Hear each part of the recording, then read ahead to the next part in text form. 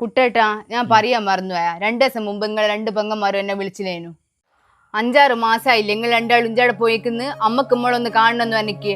ഞാൻ പറഞ്ഞു നിങ്ങൾ ആങ്ങൾക്ക് ഭാര്യ വീട്ട് പരമ സുഖ വെച്ചിട്ട് പോട്.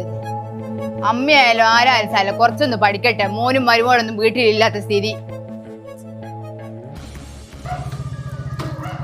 കുട്ടാ രഞ്ജിയെ വാടാ, ഇതെന്താ? വാ, ഒരു സന്തോഷ വാർത്ത ഉണ്ട്. Happy news. അത് ശരി, എന്തെന്നാടാ? വാടാ പാറടാ.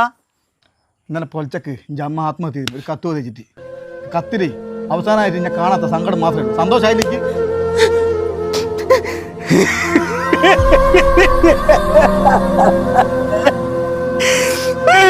അമ്മ